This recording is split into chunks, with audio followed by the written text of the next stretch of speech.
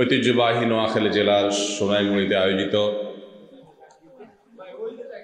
ছোট কেকনা যুব সমাজ ও এলাকাবাসীর উদ্যোগে আয়োজিত আজকের এই তাফসীরুল কোরআন মাহফিলের সম্মানিত সভাপতি, উপস্থিত ওয়াজিবে সদ এহতেরাম ওলামায়ে আযম এবং দূর দূরান্ত থেকে আগত আমার প্রাণ প্রিয় দিন দরদি ভাইয়েরা এবং পর্দার আলের মা বোনেরা,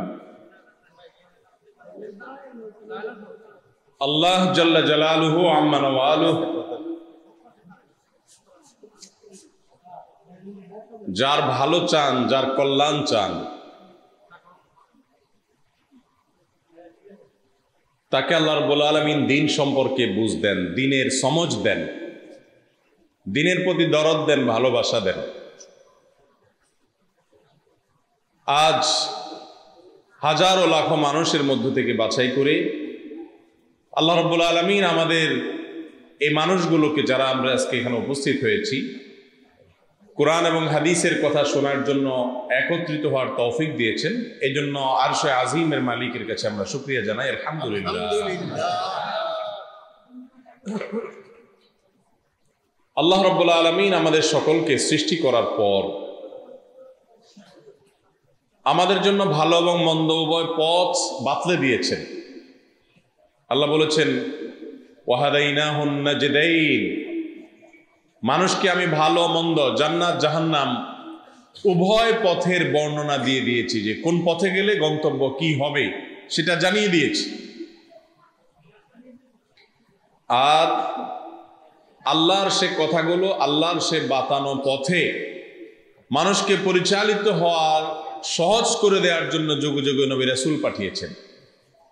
আম্বিয়া এবং রসুল আলাইহিমুসসালাতু ওয়াসসালাম, নবী রাসূলগণের কাজ ছিল মানুষ যখনই জান্নাতের পথ থেকে সরে যায় তাকে স্মরণ করিয়ে দাওয়াত দিয়ে আবার জান্নাতের পথে তুলে দেওয়া। কিয়ামতের আগে আর কোন নবী বা রাসূল আসবেন? নবী রাসূলের সেই রেখে যাওয়া কাজ আঞ্জাম দিতে হবে সকল মুসলমানদের। বাল্লিগু আন্নি ওয়ালাউ আয়া, কেউ যদি একটি আয়াত, একটি হাদিস, আল্লাহর একটি আদেশ, একটি নিষেধও জানেন, সেটা অন্যের কাছে পৌঁছে দিতে হবে। এই ওয়াজ মাহফিলগুলো হতে হবে সেই উদ্দেশ্যে। এই মাহফিলটির একটা বিশেষ বৈশিষ্ট্য আছে, বিশেষ তাৎপর্য আছে, আর সেটা হলো এদেশে শত শত হাজার যে মাহফিল হয়ে থাকে, সেই মাহফিলগুলোর মধ্যে এই মাহফিলটি সুন্নাহকে অনুসরণ করে করার চেষ্টা করা হয়েছে এমন একটা মাহফিল। কারণ এই মাহফিল রাত 12টা-1টা পর্যন্ত হবে না, গভীর রাত পর্যন্ত বা সারা রাত ধরে মাহফিল করা, এটা সুন্নাহর শিক্ষা না। আমার নবী করিম সাল্লাল্লাহু আলাইহি সাল্লাম গভীর রাত পর্যন্ত জেগে থাকতেন না। দিনের আলোচনা এশার আগে শেষ করে এশা পড়ে শুয়ে যেতেন। যদি মাহফিলের শেষে এশার জামাত হয়, এরপরে সবাই বাসায় যায়, সেটা হয় সবচেয়ে উত্তম এবং সবচেয়ে সুন্নাহসম্মত, এবং সেটা গভীর রাত পর্যন্ত হবে না। একটু আগে আমরা পাশেই আরেকটা প্রোগ্রাম করে আসছি, সেটা হয়েছে একেবারেই সুন্নতসম্মত। কারণ মাগরিব থেকে এশা পর্যন্ত আলোচনা, মাহফিল শেষ। গভীর রাত পর্যন্ত ওয়াজ শুনে যদি ফজর নামাজ পড়তে না পারেন, এই ওয়াজ শুনে কোনো ফায়দা হলো? কিন্তু বাস্তবতা হলো, ওয়াজ শুনতে যত মজা লাগে ফজরের নামাজে এত মজা আমাদের লাগে না। কারণ ওয়াজে বক্তা সাহেব মায়ের পেজ দিয়ে কথা বলবে, হাসাবে, কান্দাবে, হ্যাঁ, শুনতে ভালোই লাগবে, মজাই লাগবে, রসের রসের কথা বলবে, মাঝে মধ্যে আবার গজল শোনাবে, ভালোই লাগে। কিন্তু ফজরের সময় কাঁথা কম্বল ফেলে মসজিদে যাওয়াটা বড় কষ্টের, ঠিক না ভাই? ঠিক। এই জন্য রাতভর ওয়াজ শোনা, শত শত মাহফিল শোনার চাইতে একদিন জামাতের সাথে, ইহতিমামের সাথে ফজর নামাজ পড়ার গুরুত্ব অনেক বেশি। কিন্তু এটা না মাহফিল কর্তৃপক্ষ বুঝেন, না আমাদের সম্মানিত শ্রোতা ভাইরা বোঝেন। ভাই, ওয়াজ শুনে আমল করার জন্য, সে আমলও যদি নষ্ট হয়ে যায় তো ওয়াজ দিয়ে কি হবে? এত মাহফিল কিন্তু পরিবর্তন নাই। এর একটা কারণ এটাও যে সুন্নাহ সম্মত উপায়ে মাহফিল হয় না। আলহামদুলিল্লাহ এই একটা মাহফিল পেলাম যেটা গভীর রাত পর্যন্ত হবে না, পোস্টারে লিখে দিয়েছেন যারা ওয়াজ মাহফিল করতে চান তারা এটা আমল করতে পারেন এবং বিষয় ঠিক করে দিয়েছেন। আল্লাহ রাব্বুল আলামিন আমাদের ভাইদের নিয়তে বরকত দান করুন, আমরা দোয়া করি আমিন। মোহতারাম হাজরিন, নবী করিম সাল্লাল্লাহু আলাইহি সাল্লামের হাদিসের বিশাল ভান্ডার থেকে দুটি হাদিসের অংশ আমি তেলাওয়াত করেছি, পাঠ করেছি। আর সেই অংশকে সামনে রেখে, সে হাদিসকে সামনে রেখে খুব অল্প সময় কিছু কথা বলবো, এরপর আপনাদের করা প্রশ্নগুলোর উত্তর দেওয়ার চেষ্টা করবো ইনশাআল্লাহ বিইজনিল্লাহ। আল্লাহ রাব্বুল আলামিন আমাদেরকে যে জীবন দিয়েছেন জন্ম থেকে মৃত্যু পর্যন্ত, এই পুরো জীবনের মধ্যে সবচেয়ে মূল্যবান দামি সময়টা হলো যৌবনকাল। সবচেয়ে মূল্যবান সময় কোনটা? যৌবনকাল। শিশু বা কৈশোরকাল এটা তো হিসাবই হবে না আল্লাহর কাছে, হিসাবের খাতাই খুলবে না বালেগ হওয়ার আগ পর্যন্ত। আর বৃদ্ধ বয়সে যদি পৌঁছে যায় কেউ, সে বয়সে ইবাদতেরও বিশেষ কোনো গুরুত্ব আল্লাহর কাছে নাই। কারণ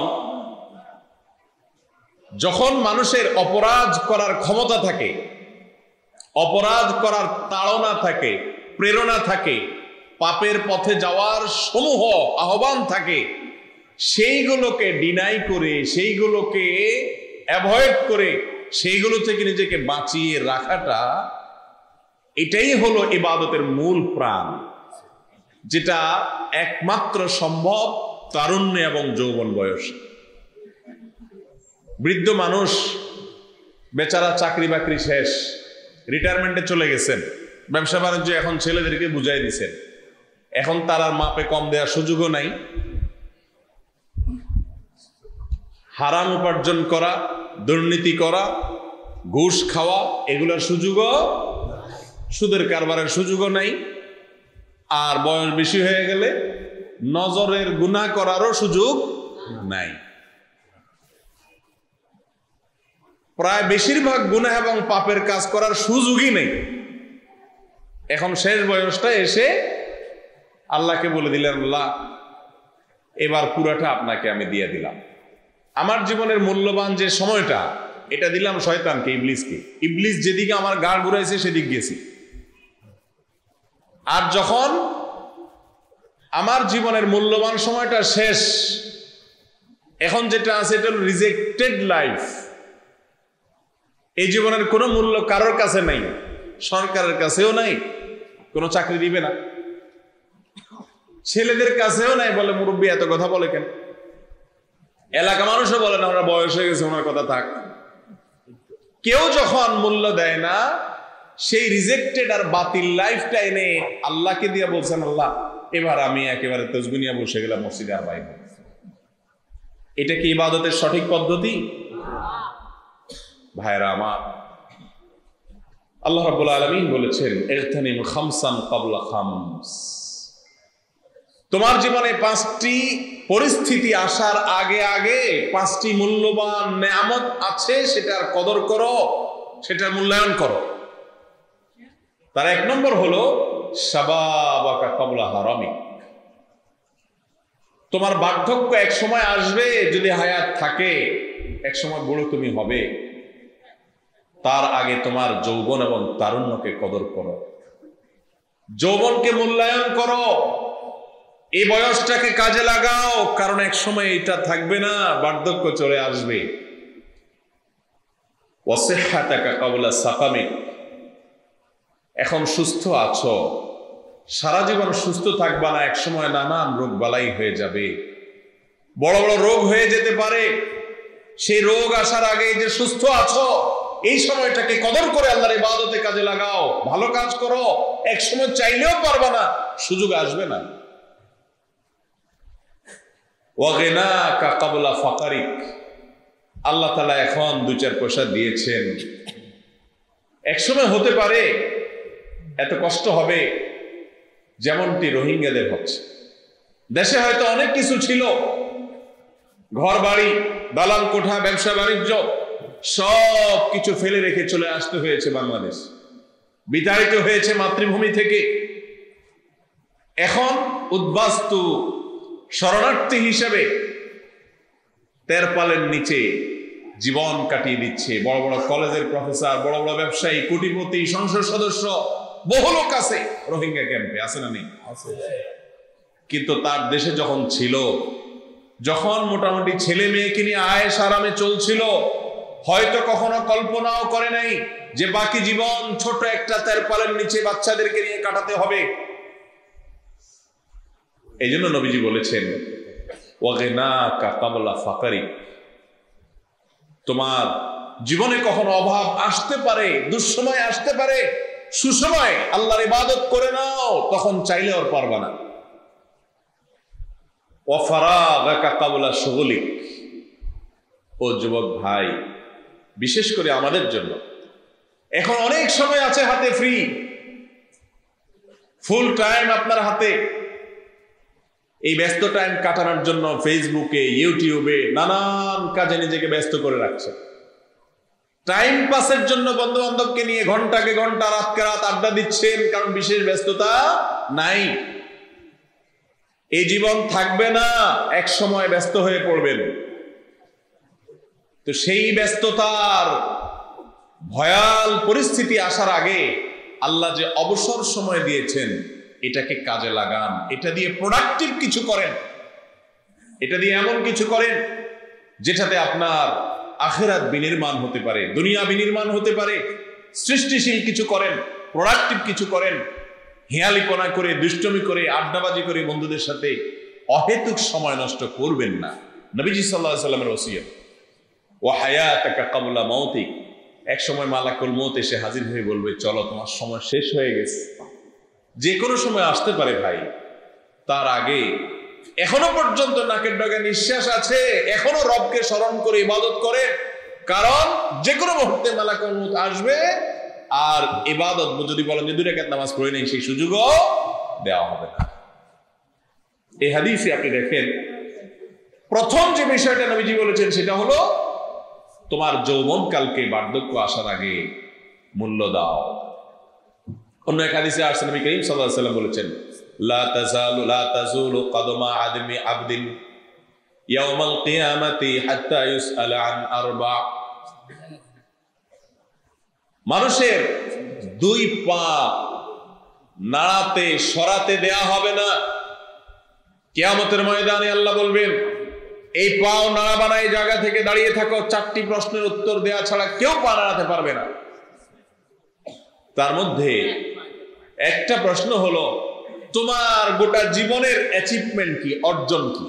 তোমাকে 60, 70, 80 বছর হায়াত দেয়া হয়েছে, এই জীবনে তুমি বিশেষ কি এমন কাজ করেছো?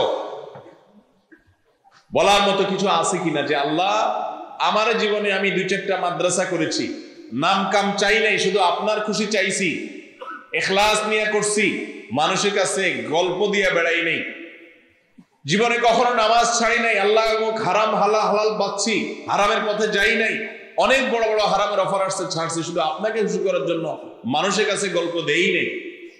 এইভাবে আল্লাহর কাছে পেশ করার মতো কিছু আছে কিনা 1 নম্বরে জিজ্ঞাসা হবে। আমাদের জীবনের অর্জন কি জিজ্ঞেস করলে, যদি এক বন্ধুর সাথে এক বন্ধুর অনেক বছর পরে 50-60 বছর বয়সে এসে দেখা হয়, 10-20 বছর পরে দেখা হলে বলে, দোস্ত কি অবস্থা, কিছু করতে পারছো না? তো কি বলে? হ্যাঁ দোস্ত, আল্লাহর রহমতে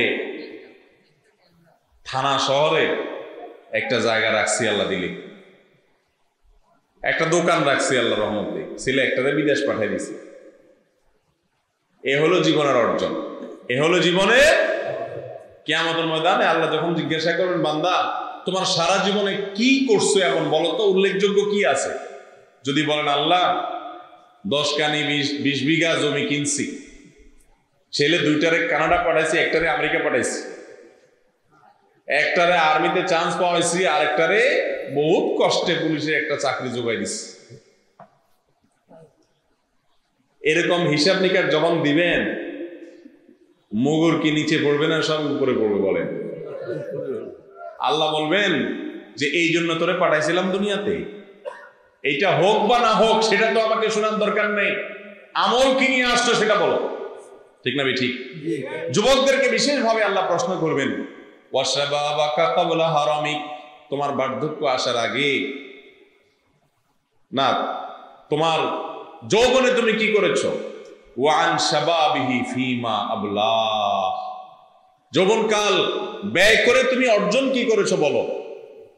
যুবক ভাইয়েরা, যৌবনকাল চলে যাওয়ার পর যৌবনকালের অর্জন কি এটা বলতে পারার মতো যুবক কয়জন আছে বলে? আমাদের দেশে বেশিরভাগ যুবকদের অবস্থা হলো এই যে আমরা মনে করি আরে এটা তো ইবাদতের বয়স না, এটা তো কিসের বয়স না। যুবকরা শুধু মনে করে না, বুড়ারাও মনে করে, মুরব্বীরাও মনে করে না এত সকাল দায় রাখার দরকার। এখনো কি ইবাদতের বয়স হয়েছে? ইবাদতের বয়স হলো কোনটা? বুড়া হওয়ার পর। আমাদের সমাজে ইবাদতের বয়স কোনটা? বুড়া হওয়ার পর। আরে বাবা, মুরগি যেটা বয়স কম থাকে, মোরগ বা মুরগি, এটার দাম কম থাকে না বেশি থাকে? বেশি। ডিম পাড়া মুরগি ডিম পাড়তে পাড়তে পাড়তে পাড়তে ওরা ডিম পাড়ার ক্ষমতা নাই, শেষ। এবার ওটা কেজি কত বিক্রি হয় জানেননি? নামকেও আসতে একটা মূল্যে বিক্রি হয়, ঠিক না? বুড়া হয়ে গেছে। যে জীবনটা আপনার মূল্যবান সেটা দিলেন কলেজে, ইউনিভার্সিটিকে, মাদ্রাসাকে, চাকরিকে, দোকানকে, বিদেশকে, ছেলে মেয়েকে, বউ বাচ্চাকে, বাপ মাকে, সবাইকে। এরপরে যে জীবনটা আপনার বাতিল জীবন, কেউ নিবে না, ওইটা নিয়ে আল্লাহকে বলতেছেন আল্লাহ এবার আপনি নেন। কি বলেন? আল্লাহ অনেক খুশি হবে? যারা যৌবন বয়সে ইবাদত করতে পারেন নাই, এখন আল্লাহ বার্ধক্যে আনছেন, সেই মুরব্বীরা আবার নিরাশ হবেন না। লজ্জিত হয়ে, অনুতপ্ত হয়ে আপনার পেছনের জন্য আপনি যদি আল্লাহর কাছে মাফ চান, আল্লাহ আরহামুর রাহিম, তিনি চাইলে আপনার যৌবনের ত্রুটি মাফ করে এখনকারটা অ্যাকসেপ্ট করতে পারেন এবং করবেন ইনশাআল্লাহ। কিন্তু যারা যুবক, তারা যদি ঠান্ডা মাথায় বসে বসে চিন্তা করে যে মাথা খারাপ, এই হুজুরের কথা শুনে দায় রেখে দিন, সব আকামের রাস্তা বন্ধ হয়ে যাবে। দায় রেখে কেমনে সিনেমা হলে ঢুকবে, দায় রেখে কেমনে মেয়েদের শীষ দিবে, দায় রেখে কেমনে আকাম কুকাম করবে। এই জন্য যুবকরা অনেকে ইবাদত করে না। আমাদের দেশে সারা জীবন আকাম কুকাম করার পর বার্ধক্য বয়সে ইবাদত বন্দেগী করতে এসে এমন ইবাদত করে, অনেক সময় অনেক মুরব্বী আছে মসজিদ থেকে ঠেলেও বাইর করেন না, ঠিক না ঠিক? কারণ মুরব্বী বেচারা যাবে কই? বাড়িতে গেলে ছেলে ব্যস্ত, মেয়ে ব্যস্ত তার বাচ্চাদেরকে নিয়ে, বুড়ি হয়তো দুনিয়াতে চলে গেছে, বন্ধু বান্ধব মরে সাফ হয়ে গেছে, বেচারা যাবে কই মসজিদ কার বাইরে? সন্দেহ নাই বার্ধক্যের ইবাদতও আল্লাহর কাছে প্রিয়। মুরব্বীরা আবার নারাজ হবেন না বা নিরাশ হবেন না, কিন্তু আল্লাহর কাছে বেশি প্রিয় কোন ইবাদত? যৌবনকালের ইবাদত। যুবক ভাইয়েরা, গোটা পৃথিবীতে শয়তানের যত জাল আছে, শয়তানের যত চক্রান্ত আছে, তার সবচেয়ে বেশি এফোর্ট ব্যবহার করা হয়, সবচেয়ে বেশি শয়তানের শ্রম ব্যবহার করা হয় যুবকদের শিকার করবার জন্য। হাজারো বৃদ্ধ শয়তানের টার্গেট না, শয়তানের টার্গেট কারা ভাই? যুবকরা। এই জন্য দেখবেন যুবকদের নষ্ট করার জন্য যত আয়োজন আছে, সে আয়োজন সমাজের সকল স্তরে সব জায়গায় রাখা আছে। এবং যুবকদেরকে নষ্ট করার জন্য সবচেয়ে বড় অস্ত্র হলো যৌবনে যৌনতা সংশ্লিষ্ট অপরাধের সাথে যুবককে লাগায় না। এই অপরাধটা হলো যুবকদের জন্য সবচাইতে বিষের মতো ভয়ঙ্কর, ক্যান্সারের মতো। শয়তান এই জিনিসটা সবচেয়ে বেশি সৃষ্টি করে। এই জন্য দেখবেন নারীকে এমন ভাবে উপস্থাপন করা হয়, যেভাবে উপস্থাপন করলে নারীকে পণ্যে পরিণত করা হয়। অন্য 10টা আইটেম যেগুলো বাজারে কেনা বেচা হয়, নারীকে সেভাবে উপস্থাপন করা হয়। উদ্দেশ্য সকল পুরুষ, বিশেষ করে যুবকরা। ঠিক না ভাই? ঠিক ভাইরা আমার, যৌবনকালে যারা নিজের চরিত্রকে ধ্বংস করে, বিবাহের আগে যারা যৌনতা সংশ্লিষ্ট অপরাধে জড়িয়ে পড়ে, ভালো করে শুনে রাখবেন, বৈবাহিক জীবনের শান্তি আল্লাহ তাদের জন্য হারাম করে দেন। আল্লাহ তাআলা কি করে দেন? হারাম করে দেন। বিবাহের আগে প্রেম ভালোবাসার ট্রেনিং যারা দেয়, এই যে নায়ক নায়িকা, বিভিন্ন রকমের অ্যাক্টররা, এরা সারাদিন অভিনয় করে আপনাদেরকে শিখায়। কি শিখায়? প্রেম শিখায়। কি প্রেম শিখায়? প্রেম শিখায় যে প্রেমের জন্য জীবন দিয়ে ফেলতে হবে। কি ফেলতে হবে? জীবন দিয়ে ফেলতে হবে। বাপ মা নারাজ, সমাজ মানে না, মুরব্বীরা বাধা দেয়, তুমি হেতার হাত ধরে চলে যাও, মায়ের খাও, পিঠা খাও, ভূত হয়ে যাও, তারপরও হেতার কথাই বলো। এগুলো না শিখায়? নাটক, সিনেমা, নোবেল, উপন্যাস যা আছে সবগুলোর মূল কথা হলো তুমি প্রেম করতে করতে জীবন একেবারে পুরাটা শহীদ হয়ে যাও, শেষ করে ফেলো, শয়তানের রাস্তা শহীদ হয়ে যাও। নাম দিছে ভালোবাসা, নাম হয়েছে কি? ভালোবাসা।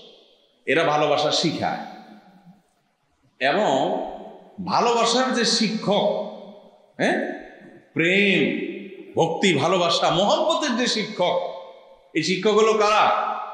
এই নায়ক নায়িকা, ঔপন্যাসিক যারা এসব উপন্যাস লেখে, ওনারা যুবকদেরকে প্রেম শিখায়, প্রেমের ট্রেনিং দেয়, ঠিক না? শিষ্যের কি অবস্থা হবে ওস্তাদ দেখলে বোঝা যায়, ঠিক না? এবার আসলে ওস্তাদের হাল একটু দেখি কি হাল। এই যত নায়ক নায়িকা আছে, যত অভিনেতা আছে, তাদের প্রতি সম্মান রেখেই বলছি, বড় অংশ, সবার কথা না, বেশিরভাগদের অবস্থা হলো কয়দিন পর পরই পত্রিকা দেখা যায় যে বিয়ে করছে। শুধু বিয়ে করছে না, বিয়ের নম্বর সহ উল্লেখ থাকে, এত নম্বর বিয়ে হচ্ছে, ঠিক না? ঠিক। এক একটা বিয়েতে কোটি কোটি টাকা খরচ করে বিশাল জাঁকজমকপূর্ণ বিয়ে হয়, কয়দিন পরে দেখা যায় ভেঙে যায়, আরেকটা করে, তাই না? এত ভালোবাসাবাসি আপনি শিখাইলেন, আর আপনি নিজেই দুদিন পর পর দেখা যায় ভালোবাসা ভেঙে যায়। এটা কি আসল ভালোবাসা না 2 নম্বর? এটা টোকা দিয়ে বলল জিনিসটা 2 নম্বর। এই ভালোবাসা কয় নম্বর ভালোবাসা? 2 নম্বর ভালোবাসা। আর আমি সব সময় বলি, যারা একটু বয়সে মুরব্বী আছেন, চাচা মিয়ারা আছেন, একটু খোঁজ খবর নেন তো, চাচির সাথে চাচার সম্পর্কটা,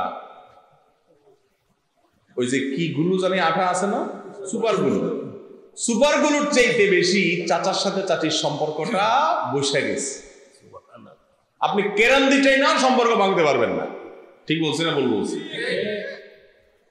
কিন্তু এই সমস্ত ওই আপনাদের মতো এই সমস্ত ইটিশ পিটিশ মার্কা প্রেম প্রীতি আর এই সমস্ত অবৈধ সম্পর্ক আর আল্লাহর আরশ কাঁপানো হারাম কাজ তারা কখনো করেন নাই। যৌবন কালটাকে ধরে রাখছেন, ভালোবাসার সময় আসবে, বৈধ জায়গা আসবে, সে জায়গায় মন ঢেলে ভালোবেসেন, সেই ভালোবাসা হবে আসল ভালোবাসা, আর বাকিগুলো হবে নকল, ভেজাল। ভেজাল জিনিস কি বেশি দিন টিকে ভাই? যত বিবাহ বহির্ভূত প্রেম আছে এগুলো সব মেড ইন চায়না। এগুলো সব কি রে ভাই? Made in China. আর বিবাহ এর পরে যে প্রেম হয় স্বামীর সাথে স্ত্রীর, সেটা হলো মেড ইন জান্নাত। সেটা কোথাকার তৈরি ভাই? জান্নাতের তৈরি। শুরু হয়েছে আদম হাওয়া আলাইহিস সালাতু ওয়াস সালামকে দিয়ে, ঠিক না? ঠিক। ও ভাই, এই জন্য প্রেম ভালোবাসার যত গান আছে, গান কাজী ইব্রাহিম সাহেব বলতেন প্রায় যে ভালোবাসার প্রেমের যত গান আছে শুনবেন, এই গানগুলো সবগুলো দেখবেন কথা প্রায় ঘুরে ফিরে কাছাকাছি। কি? জ্বলে গেলাম রে, মরে গেলাম রে, আমি শেষ হয়ে যাবে, মরে যাবো, বাঁচাতে পারবে না কেউ, তুই আসলে ধ্বংস হয়ে যাবি, ঠিক না? ঠিক। ওই কপাল পোড়া হারাম পথে যখন পা দেয়, অবৈধ জায়গায় যখন শান্তি খোঁজার চেষ্টা করে, সুখ খোঁজার চেষ্টা করে, প্রথম একটু ভালো লাগে, এরপরে আস্তে আস্তে আসলেই জ্বালা পোড়া শুরু হয়, ঠিক না? ঠিক। এবং এই জ্বালা পোড়া তাদের জীবনকে জীবন্ত জাহান্নামে পরিণত করে দেয়। এই যে এখন সমাজে দাম্পত্য কলহ বাড়ছে, ঘরে ঘরে অশান্তি, স্বামীর সাথে স্ত্রীর বনিবনা নাই, ঠিক না? ঠিক। বাইরে এসে খুব ভদ্র সাজেন, ফিটফাট সাজেন, বাসায় কলার ধরে বউ আর বউর সায়ের আসল ধরে আপনি টানাটানি, মারামারি, কামড়ি করে বাইরে আসেন, ভদ্রলোক সাজেন, ভিতরে কিন্তু যুদ্ধ চলে, ঠিক না? ঠিক। কারণ একটাই, কেউই পিওর না, সব ভেজাল, নকল জিনিস হচ্ছে মেড ইন চায়না, টিকে না, কাজ দেয় না। বুঝেন নাই কথা? স্বামীরও চরিত্রের ঠিক নাই, হয়তো আল্লাহ মাফ করুক, স্ত্রীর হয়তো চরিত্রের ঠিক নাই। ফেসবুকে ইটিশ পিটিশ সবাই যার যার জায়গা মতো হয়তো করছে, সবার কথা বলছি না, যারা আল্লাহর নাফরমানিতে আছে তাদের কথা। ভাইরা আমার, তো প্রেমের গানগুলা সবগুলো এরকম কেন? যে জ্বলে গেলাম রে, পুড়ে গেলাম রে, মরে যাব, শেষ হয়ে যাব, বাঁচাতে পারবে না কেউ, আমি জীবন দিয়ে দিলাম, আমি শেষ হয়ে গেলাম, আমার বুক শেষ, ফাইটা যায়, ওই যে কি বলে ফাইটা যায়, আউযুবিল্লাহ, ফাইটা যায়, আসলে ফাইটা যায়, ওর মুখ তো শান্তি নেই তো। আর যেই লোক, যে যুবক নিজের যৌবন কালকে ধরে রেখেছে সময়ের জন্য, যে বিবাহটা ইনশাআল্লাহ একদিন হবে, আল্লাহ চাহেন তো, আমার জোড়া তো আল্লাহ রাখছে, অপেক্ষা করি, সকল ভালোবাসা উজাড় করে দেব সেই স্ত্রীকে। যদি একজন সতী জীবন সঙ্গিনী কষ্টে মষ্টে পাওয়া যায়, সে জীবন সঙ্গিনী যে ভালোবাসা দিবে, আপনি যে ভালোবাসা তাকে দিবেন, এটা হলো মেড ইন জান্নাহ, একেবারে পিওর ভালোবাসা। হাতে গোনা দু চারটা ব্যতিক্রম ঘটনা ঘটতে পারে, বেশিরভাগ ক্ষেত্রে এই ভালোবাসার মধ্যে আল্লাহ তাআলা এমন সুখ দিবেন, এমন সম্প্রীতি দিবেন, যে সুপারগুলোর মতো ভালোবাসা লাগবে, এটাকে টাইনাও ছুটানো যাবে না। মুরব্বীদেরকে জিজ্ঞেস করেন তো, আপনাদের মতো যৌবন কালে জোয়ান বয়সে কয়টা ইটিস পিটিস করছে? বেশিরভাগ মুরব্বীদের দেখবেন একটাও নাই। ওই বাচ্চাটার দিকে তাকায় রয়েছে, বিয়ে দিছে সময় মতো, তারপরে ভালো যা বাসার বাড়ছে, পিওরটা বাড়ছে, এই জন্য সম্পর্ক ভালো হয়েছে। যারা যৌবন কালে হারাম সম্পর্ক করে চরিত্রকে নষ্ট করে ফেলবেন, যুবক ভাইরা ভালো করে শুনে রাখেন, দাম্পত্য জীবনে, বিয়ের পরের জীবনে সুখ শান্তিকে আল্লাহ তাআলা হারাম করে দিবেন, নিশ্চিত জেনে রাখেন। কারণ এই যৌবনের যে নেয়ামত, এটাকে আপনি নষ্ট করেছেন, এটা দিয়ে আপনি সুখ আর পেতে পারেন না। ইল্লা মান রাহিমা রাব্বি, আল্লাহ কারো প্রতি রহম করলে ভিন্ন কথা, বিচ্ছিন্ন বিষয়। আজ গোটা দেশে যুবকদের মধ্যে এই হারাম কাজটা এত বড় ব্যাধিতে পরিণত হয়েছে যে যুবকরা সব পারলে ওইটা থেকে বাঁচতে পারছে। গোটা সমাজ, সমাজের সমস্ত সিস্টেম, সকল ইনস্ট্রুমেন্ট ব্যবহার হচ্ছে যুবকদের বিপদগামী করবার জন্য, হারাম পথে নেওয়ার জন্য। এবং এগুলোর ফলে যত মা বাবার অবাধ্যতা, অসামাজিক কার্যকলাপ, সমাজে অশান্তি, মাদকের দিকে হাত পা বাড়ানো, খুন খারাপি, আত্মহত্যা, ডজন ডজন সামাজিক এবং ব্যক্তিগত পারিবারিক অশান্তি, কলহ, অপরাধ, পাপ হয়ে থাকে শুধুমাত্র বিপদের এই পথে, হারামের এই পথে যখন যুবকরা যায়, অর্থাৎ চরিত্র যখন নষ্ট করে ফেলে। শুনে রাখেন, এই যৌবনকাল চিরকাল থাকবে না ভাই। আমি প্রায় সময় মুরব্বীদের সাথে বসে কথা বলি, ইমান বাড়ে। যুবক ভাইরা বৃদ্ধ লোক দেখলে একটু দূরে সরে যায়, মুরব্বীদের সাথে, চাচাদের সাথে, জেঠাদের সাথে, মুরব্বীদের সাথে, দাদাদের সাথে একটু বসে আলাপ শুনবেন। তাদেরও আপনার মতো একটা যৌবনকাল ছিল, এখন নাই। জিজ্ঞেস করে দেখেন কেমন লাগে। ভাইরা আমার, এই যৌবনকালে তারা যদি আর ফিরে আসতে পারতো, আল্লাহর ইবাদত করতে পারতো। অনেক যুবক আছে নামাজের জন্য আসতে বললে বলে যে ভাই আসতেছি, যান, আসলে আসবে না। সে চিন্তা করে রাখছে যে বয়স ভার হয়ে গেলে, বুড়া হয়ে গেলে তখন যায় সারাদিন নামাজ পড়বো।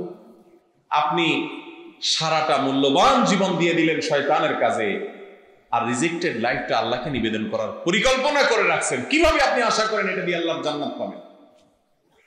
হ্যাঁ, যৌবনকালে বুঝেন নাই, বুড়া বয়সে আল্লাহ হেদায়েত দিছে, এখন এসে আপনি আল্লাহর পথে আসছেন, আল্লাহ দিতে পারে, কিন্তু আপনি ঠান্ডা মাথা অপেক্ষা করতেছেন, আরে এ বয়সে ভালো গেলে কেমনে চলবে? ভাইরা আমার, এই হারাম সম্পর্ক বা মেয়েদের সাথে যে সংশ্লিষ্টতা, এই সাথে সম্পর্ক নাই, এই গুনাহ থেকে মুক্ত এমন যুবক এখন সোনার হরিণ হয়ে গেছে। ঠিক না বেটি? এই মজলিসে তো শত শত যুবক আছেন, আল্লাহ ভালো জানেন। বাকি আমার ধারণা, আমার এই সমাজের যুবকদের মধ্যে কাজ করে আমার অভিজ্ঞতা বলতেছে, বড় অংশের কোনো না কোনো মেয়ের সাথে হারাম সম্পর্ক আছে। ভাইরা আমার, এই গুনাহগুলোর সমস্যা কি জানেন? সিজদায় যাবেন, চোখের সামনে ভেসে আসবে ফেসবুকে কি চ্যাট করছেন সেটা। ঠিক না বেঠিক? দোয়া করতে হাত তুলবেন, স্মরণে আসবে গুনাহের সে দৃশ্য।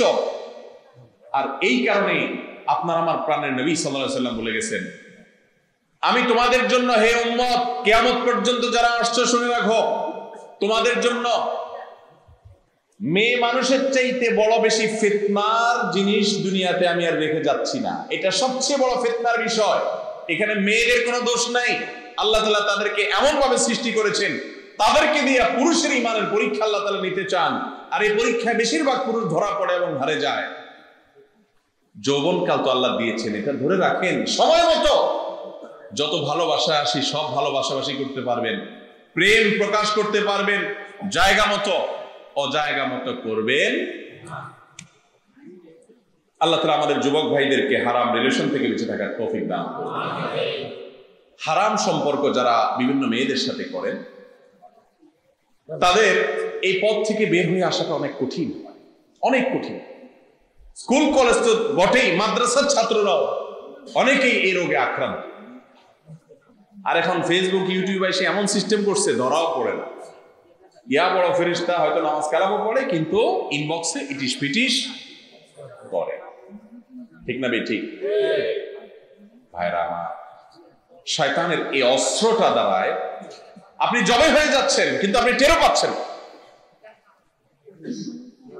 এই অবৈধ সম্পর্কের কারণে যুবকরা যতটা মা বাবার অবাধ্য হয়, যতটা মাদকের দিকে যায়, যতটা খুন খারাপি হয়, যতটা আত্মহত্যা হয়, যতটা অসামাজিক কার্যকলাপ হয়, এর সিকি ভাগ অন্য কোন গুনাহ দ্বারায় হয় না। এই জন্য এইটার রাস্তাটা যদি বন্ধ করা যায় দেখবেন সব অপকর্মের রাস্তা বন্ধ হয়ে গেছে। চেষ্টা করবেন তো ইনশাআল্লাহ। নবী করিম সাল্লাল্লাহু আলাইহি ওয়াসাল্লাম বলেছেন, মাইয়াদমান লিমা বাইনা লিহিয়াইহি ওয়া মা বাইনা রিজলাইহি আদমান লাহুল জান্নাহ। যে ব্যক্তি তার দুই চোয়ালের মাঝখানের অঙ্গ অর্থাৎ মুখ আর দুই পায়ের মধ্যবর্তী অঙ্গ অর্থাৎ লজ্জাস্থান, এই দুটি অঙ্গের দায়িত্ব নিবে, অর্থাৎ এগুলোকে আল্লাহর হারাম কাজে ব্যবহার করবে না, এই কন্ট্রোল করার জিম্মাদারি এবং দায়িত্ব যে নিবে, আদমান লাহুল জান্নাহ, তার জন্য আমি জান্নাতের দায়িত্ব নিব।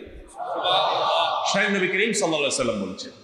যুবক ভাইরা, আরশের নিচে আল্লাহ রাব্বুল আলামিন ভিআইপি প্যান্ডেলে কিছু লোককে ছায়া দিবেন কিয়ামতের সেই দিনে, যেদিন মাথার খুব কাছাকাছি সূর্য থাকবে, আমল ইবাদত করছে হয়তো জান্নাতেও যাবে কিন্তু কিয়ামতের আযাব থেকে রক্ষা নাই, ভয়ঙ্কর আযাবে জর্জরিত হতে থাকবে, চিৎকার করবে, আল্লাহ হিসাব নেন, প্রয়োজনে জাহান্নামে দেন কিন্তু হিসাব নেন।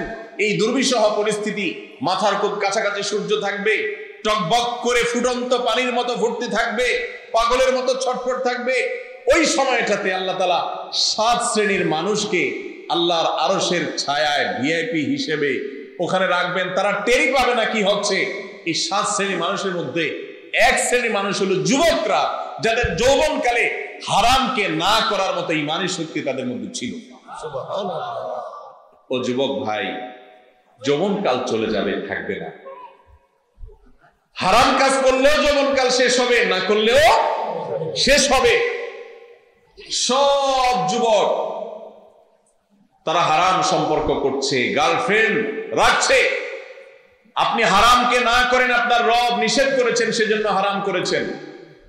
ইনশাআল্লাহ বিইذنিল্লাহ নিশ্চিত থাকেন, দুনিয়ার জীবনে যারা অবৈধ প্রেম করে যতটুকু সুখ ভোগ করছে, আল্লাহর কসম করে বলি, অবৈধ প্রেমকে যদি না করতে পারেন তার চেয়ে বেশি সুখ আল্লাহ তাআলা আপনাকে দিবেন। হারামে নগদ আরাম হয়, স্থায়ী ব্যারাম হয়। নগদ আরাম হয়, স্থায়ী ব্যারাম হয়। চুলকানির মতো, যখন চুলকানি উঠে, চুলকাইতে কিন্তু মজা লাগে।